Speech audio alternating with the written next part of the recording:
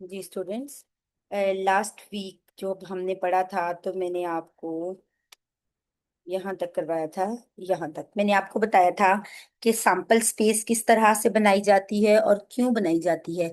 Actually probability का formula जो है वो हमारे पास है।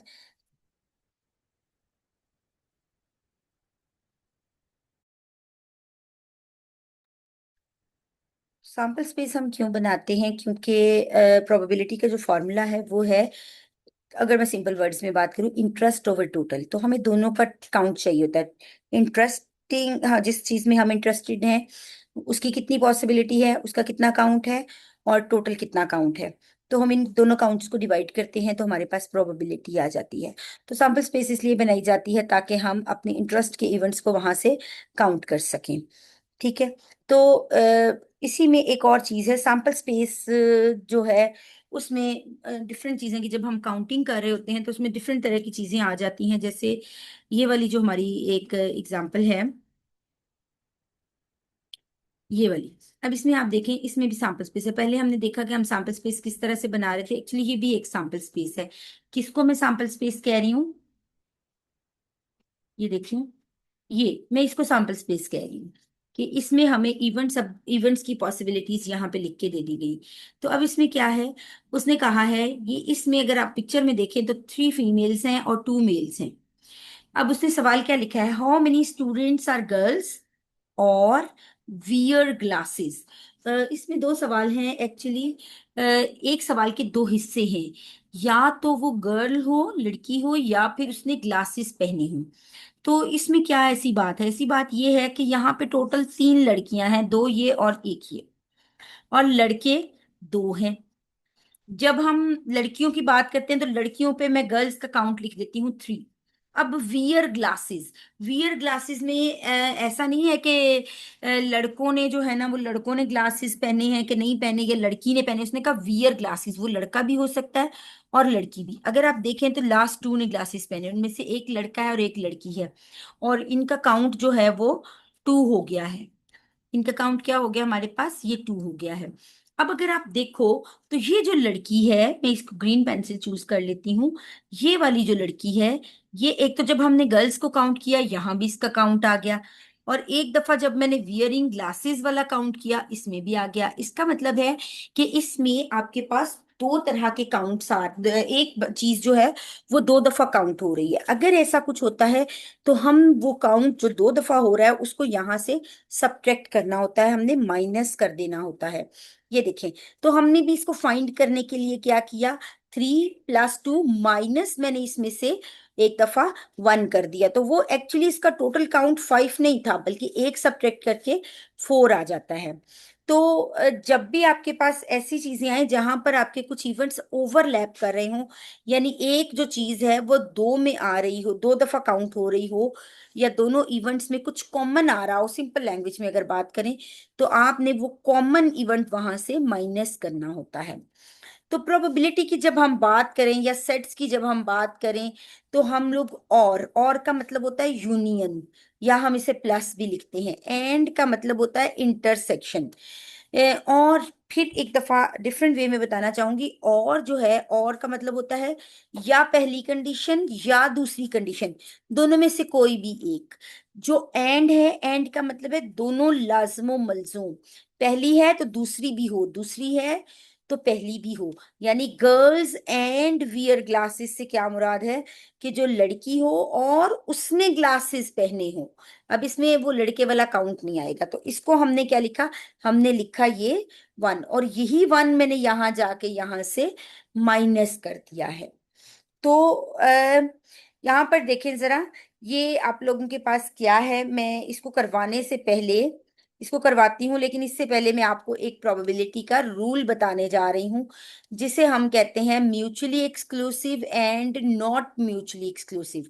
म्यूचुअली एक्सक्लूसिव मैं कहती हूँ नॉन ओवरलैपिंग इवेंट्स को, ऐसी चीजें, ऐसे सेट्स जिनमें कुछ भी कॉमन ना हो। या आप अगर दो सर्कल्स को देखो तो देखो ये बिल्कुल सेपरेट बने हुए हैं, there is nothing is common in these 2 circles. But अगर हम यहाँ पे देखें तो कुछ एरिया जो है वो ओवरलैप कर रहा है, कुछ ना कुछ इसमें कॉमन एग्जिस्ट करता है। तो ये नॉट म्यूचुअली एक्सक्लूसिव है। तो यहाँ पर देखें जरा, हमने यहाँ पर फॉर्मूला लिखा। मैं कहती हूँ कि आप हमेशा यही वाला फॉर्मूला याद करें, आप इस चक्कर में ही ना पड़ें कि म्यूचुअली एक्सक्लूसिव है या नहीं। कैसे पता चलेगा म्यूचुअली एक्सक्लूसिव है या नहीं है, वो मैं आपको बताती हूँ। देखें, probability of A union B, यानी ए और बी, और होता है या यूनियन होता है। प्रोबेबिलिटी ऑफ ए पहले की जमा probability of B minus probability of A intersection B. अब ए इंटरसेक्शन बी क्या है, ये वो कॉमन इवेंट है जो हमने देखा दोनों में कॉमन था और दोनों में काउंट हो ही जा रहा था, तो इसको हमने यहां से एक दफा सब्ट्रैक्ट करना है। अगर तो दोनों में कुछ कॉमन होगा तो ए इंटरसेक्शन बी की कोई वैल्यू आ जाएगी। अगर ये कॉमन नहीं होगा तो ए इंटरसेक्शन बी की वैल्यू यहां पर क्या हो जाएगी, 0। तो फॉर्मूला ऑटोमेटिकली ए और बी रह जाएगा। तो ये कॉन्सेप्ट था, इसको हम एडिशन थ्योरम कहते हैं, कि आप लोगों के पास जो है ना वो आप दो चीजों को यूनियन कर रहे हो, अगर उनमें कुछ कॉमन है तो वो दो दफा काउंट होगा, हमने उसे एक दफा वहां से सब्ट्रैक्ट करना है। जी, तो ये प्रोबेबिलिटी का एडिशन थ्योरम था जो मैंने आपको करवाया है। हम इसमें देखते हैं प्रीवियस स्लाइड्स पर। ये देखिए, अब मैं इसको यहाँ से आप लोगों को करवाती हूँ, सैम्पल स्पेसिस को बनवा कर आप लोगों को ज्यादा अच्छे से इसकी समझ आ जाएगी। ये देखें, इसमें हमारा जो नेक्स्ट पार्ट है ये वही टू डाइस को रोल करने वाला क्वेश्चन है। इवन ऑन फर्स्ट, और अब इसमें और आ रहा है, और सम इज इवन। या तो फर्स्ट नंबर इवन हो या फिर सम उनका इवन हो जाए, ठीक है। तो इसको मैं इवेंट ए कह देती हूँ, लेट कर लेते हैं जैसे हम, इसको मैं बी कह देती हूँ। अब इस तरह से ढूंढना थोड़ा मुश्किल हो जाता है, तो हम इनकी जो सैंपल स्पेसिस होती हैं उनको अलग से लिख लेते हैं। मैं यहाँ पर ए के इवेंट्स को लैदा, ए के जो पॉसिबिलिटीज हैं उनको लैदा करके लिख लेती हूँ। ए क्या है, ए मेरे पास है even on first. First time first पर इवन हो, कहाँ कहाँ फर्स्ट पर इवन है, देखिए ये सारा टू है फर्स्ट नंबर पर, तो ये टू इवन है। ये फर्स्ट नंबर पर फोर है तो फोर इवन है। फर्स्ट नंबर पर सिक्स है तो सिक्स इवन है। तो ये क्या आ जाएगा हमारे पास, टू वन, टू टू, मैं इनको लग करके लिख लेती हूँ, two three, two four, two five की जगह थोड़ी होगी, एक मिनट मैं इरेज करके दोबारा से लिखती हूँ, थोड़ा क्लोज करके लिख देती हूँ। Two one, two two, two three, दरम्यान में कॉमा मैं खुद नहीं लगा रही हूँ, टू फोर जगह कम हो जाती है, टू फाइव और टू सिक्स, ठीक है। और दूसरा जो इसमें आ जाता है कॉमन वाला, वो four one, four two, four three, four four, four five और फोर सिक्स, बिल्कुल उसी तरह जो जो था मैं उठा के यहाँ लिखती जा रही हूँ। Six one, six two, six three, six four, six five और सिक्स सिक्स, ठीक है। ये मैंने ए को लिख लिया। अब बी को भी अलग से लिख लेते हैं। बी क्या है, सम इज इवन। तो मैं बी को यहां लिखती हूँ कि उनका सम इवन। सम इवन कब होगा, सम इवन तब होगा जब या तो दोनों ही इवन हो। सम इवन कब होगा, जब दोनों ही इवन हो, या फिर दोनों ऑड हों, तब सम इवन होगा। अगर एक इवन और एक ऑड है तो फिर सम ऑड हो जाएगा, आप इसको करके भी देख लो, ठीक है। अब दोनों ऑड, अब मैं इनमें से नंबर्स निकालती हूँ, ये ये ये ये यहाँ से ये नहीं है, ये एक मिनट मैंने गलत कर दिया, ये तीसरे वाले में से हमारे पास ये आएगा, ये आएगा। मैंने दूसरे में कुछ गलत लगा दिया, एक मिनट स्टूडेंट्स, ये नहीं था, हाँ एक गलती की है, ये था, ठीक है। अब चौथे वाले में से देख लेते हैं। ये देखें, अब इसमें से ये दोनों ऑड हैं, ये भी दोनों ऑड हैं, ये भी दोनों ऑड हैं, ठीक है। अब पांचवे ये चौथी लाइन में से ये दोनों इवन हैं, ये दोनों इवन हैं, और ये दोनों इवन हैं। तो मैं वो वाले उठा रही हूँ, या तो दोनों ऑड हों या तो दोनों इवन हों, तभी उनका जो सम है वो इवन बनेगा। तो अब हम लोग कर लेते हैं 1 1, मैं इनको लग निकाल के लिख लेती हूँ। 1 1 1 3 और 1 5, 2 2 दूसरे वाले में से, 2 4 2 6, 3 1 3 3 और 3 5, 4 2 4 4 4 6, 5 1 5 3 5 4 5 5, और चौथे वाले जो लास्ट वन है उसमें से आ जाएगा 6 2 6 4 एंड 6 6। ठीक है, अब ये ए और बी मेरे पास आ गए। अब हमें देखना है कि क्या इनमें कुछ कॉमन भी है, तो हम उसके कॉमन को भी सेपरेट करके लिख लेते हैं। तो इनमें कॉमन क्या है? ए इंटरसेक्शन बी। कॉमन को क्या कहते हैं? Intersection A and B. तो अगर तो कुछ कॉमन नहीं है तो ये सेट खाली रहेगा और जीरो आ जाएगी इसकी प्रोबेबिलिटी। लेकिन अगर इनमें कुछ कॉमन है तो ये सेट खाली नहीं होगा। अब इनमें कुछ कॉमन होगा और इनमें कुछ कॉमन है भी, तो हम उस कॉमन को पहले लिख लेते हैं। कॉमन क्या क्या है? जैसे अगर आप देखो तो इसमें से 2 2 और इधर भी 2 2 है, 2 4 और इधर भी 2 4 है, 2 6 और इधर भी 2 6 है। सिमिलरली 4 2 यहाँ भी 4 2 है, और 4 4 यहाँ भी 4 4, और इसी तरह अगर मैं इसको यहाँ पे सेपरेट करके लिखूं, जो कॉमन है उनको लिख लेती हूँ। 2 2 2 4 2 6, 4 2 4 4 4 6, 6 2 6 4 और 6 6। ठीक है, तो ये आप लोगों के पास जो है इनके कॉमन इवेंट्स आ गए। तो अब हम फाइंड कर लेते हैं इसकी probability of A union B. आप ए यूनियन बी लिख लें, आप ए और बी लिख लें, आप probability of even on first और सम इज इवन इस तरह से लिख लें। It's up to you. Probability sum का फॉर्मूला क्या है यूनियन का?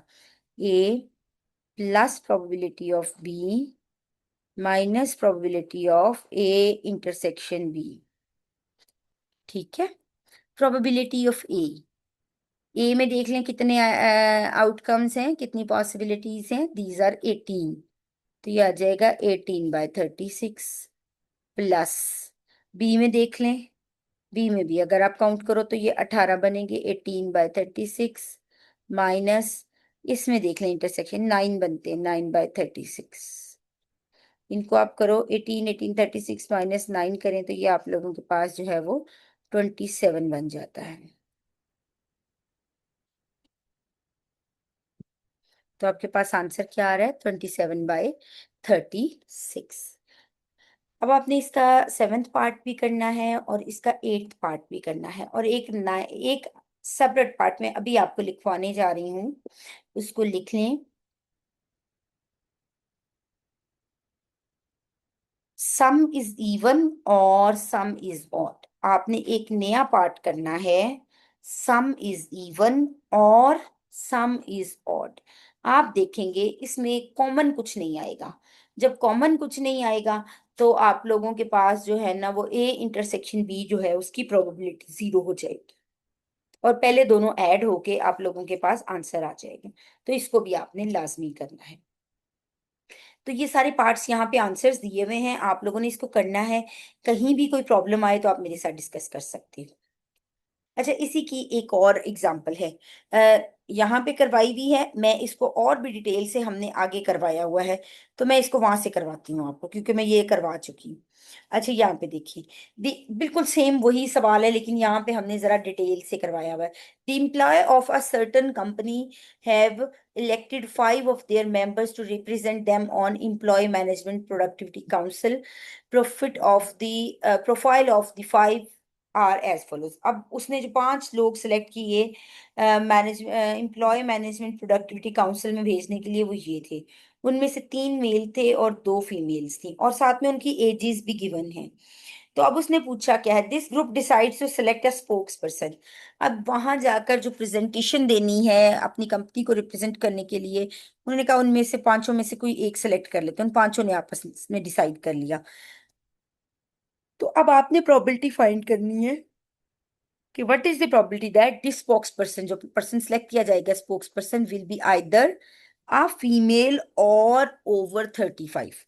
अब इसमें भी आप ऐसा करें, आप ऐसा करें कि फीमेल को ए कह दें, ओवर 35 को और है ना दरमियान में, तो देन ओवर 35 को बी कह दें। अब आप देखें प्रोबेबिलिटी ऑफ ए, फार्मूला तो वही रहेगा क्योंकि और है तो यूनियन लगाएंगे, और यूनियन का फार्मूला क्या होता है, probability of A union B is equal to probability of A plus probability of B minus probability of A intersection B. Intersection क्या है, what is common there, probability of A क्या था, female, तो females कितनी है, total कितने हैं ये, 1 2 3 4 5, टोटल 5 हैं। फीमेल्स कितनी हैं, देयर आर 2 फीमेल्स, तो ये आपके पास आ गया 2/5, राइट, ओवर 35। ठीक है, ओवर 35 में आपके पास क्या आ जाता है, प्रोबेबिलिटी ऑफ बी।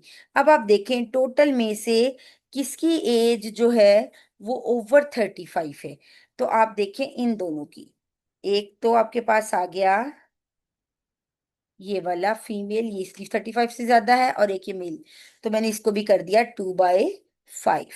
अब आ जाते हैं ए intersection B.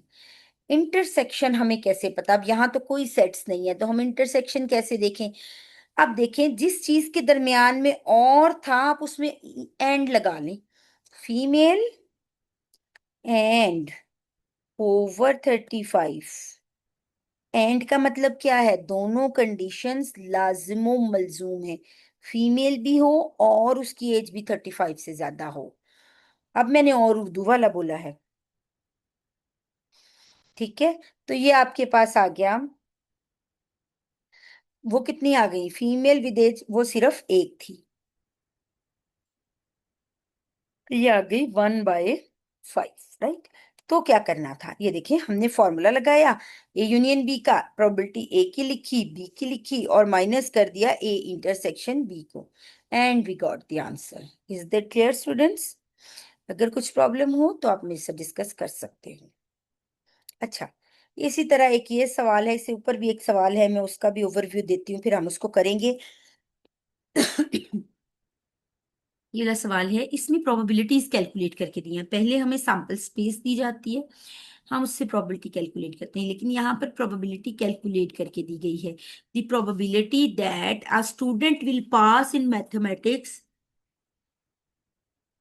is 0.6 and that a student will pass in statistics is 0.4. He will pass in both mathematics and statistics 0.3. अब अब दिया क्या है, मैं कहती हूँ मैथमेटिक्स में पास होने को मैं ए कह देती हूँ, तो ए की प्रोबेबिलिटी उसने 0.6 दे दी। मैं कहती हूँ कि स्टैट्स में पास होने के लिए प्रोबेबिलिटी को मैं बी कह देती हूँ, ठीक है, तो वो प्रोबेबिलिटी ऑफ बी कितनी आ गई, 0.4। अब उसने कहा मैथमेटिक्स एंड स्टैटिस्टिक्स दोनों में पास हो जाए, यानी उनका कॉमन, ए इंटरसेक्शन बी। अब देखते हैं फाइंड क्या करना है, जो इन्फॉर्मेशन थी मैंने वो लिख ली। If a student is selected at random what is the probability that he will pass in mathematics और इन स्टैटिस्टिक्स, ठीक है, या फिर that is he will pass in at least one subject, के दो हैं तो दो में से कम एक में, यानी प्रोबेबिलिटी ऑफ ए या पहले में पास हो जाए यूनियन बी, या दूसरे में, या फिर दोनों ही हो जाएं और है ना दरमियान में, तो ये वाली जो statement that is he will pass in at least one subject, ये भी वही बात है कि ही विल पास इन मैथमेटिक्स और स्टैटिस्टिक्स, इसमें एक भी हो सकता है और दोनों भी हो सकते हैं।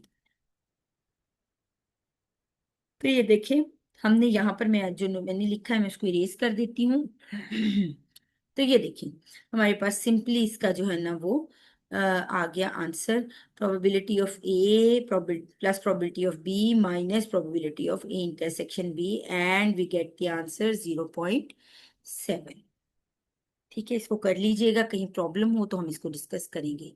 हाँ, एक बड़ा इंपॉर्टेंट सवाल है यहाँ पे, उसमें भी सैंपल स्पेस गिवन है तो हम उसको भी कर लेते हैं। ये देखिए हमारे पास एक सवाल है,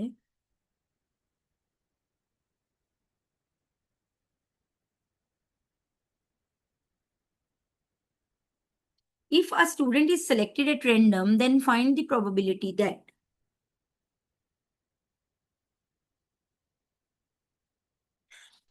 ये ना टोटल 400 स्टूडेंट्स थे।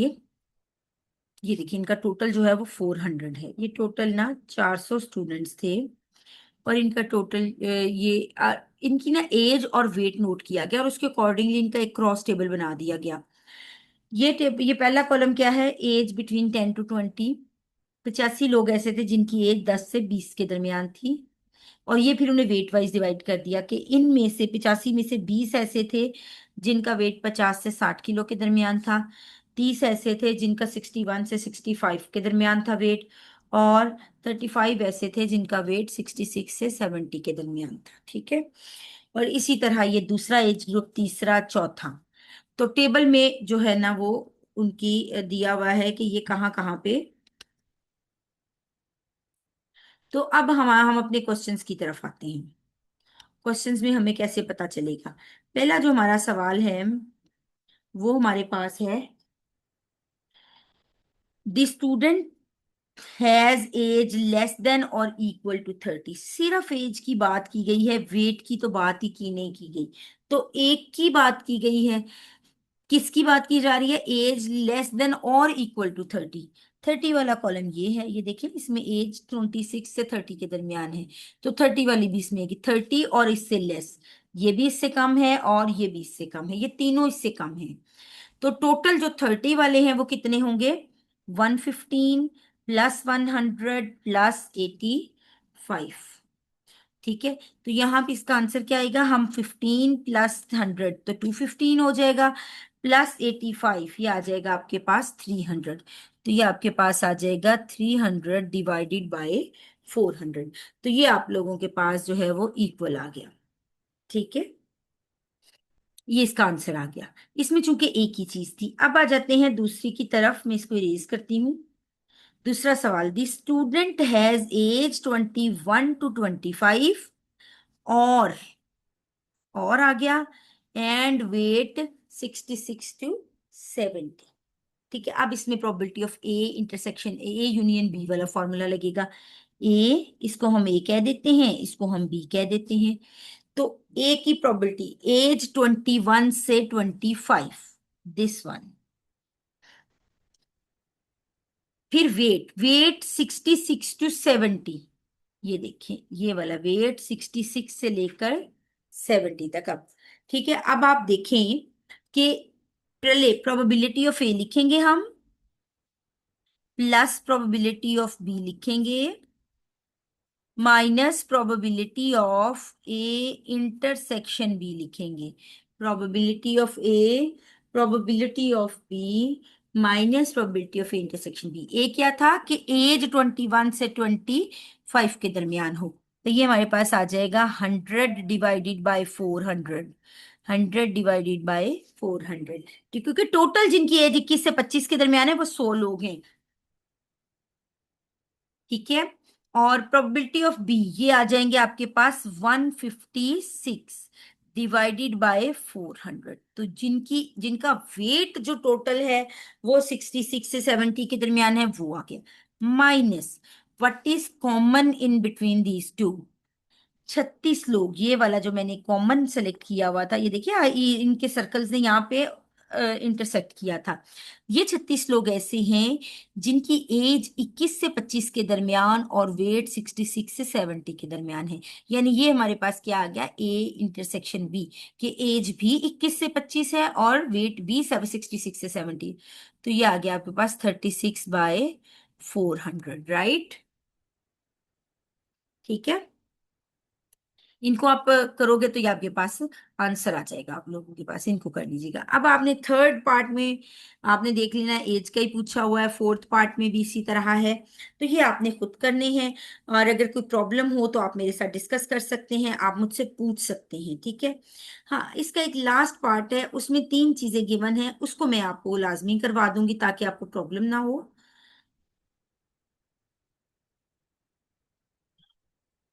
ठीक है। अब इसका ई पार्ट है, the student has age, last वाला ये वाला, स्टूडेंट हैज एज 10 to 20 और 26 to 30 और हैज वेट 66 to 70। अब इसमें देखें, इसमें दो एजेस के दिए हुए हैं, और एक जो है ना वो वेट का दिया हुआ है। तो चलिए हम उसको, जैसे मैंने आपको पहले सेलेक्ट कराए थे, मैं ऐसे ही इसको सिलेक्ट कर लेती हूँ। स्टूडेंट हैज एज 10 to 20, तो 10 to 20 वाला कौन सा है?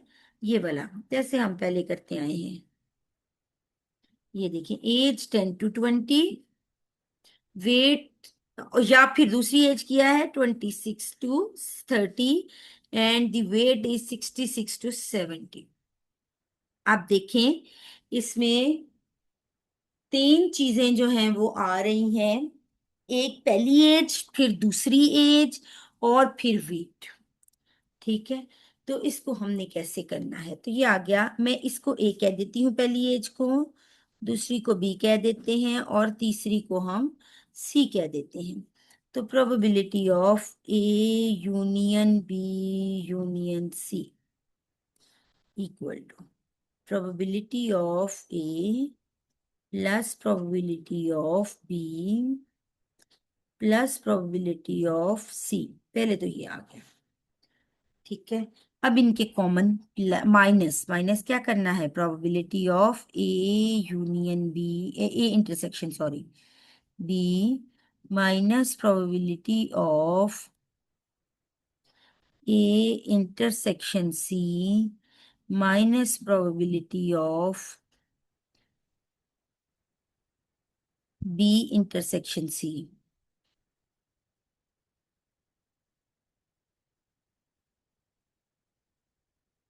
B intersect A B, A C and B intersection C.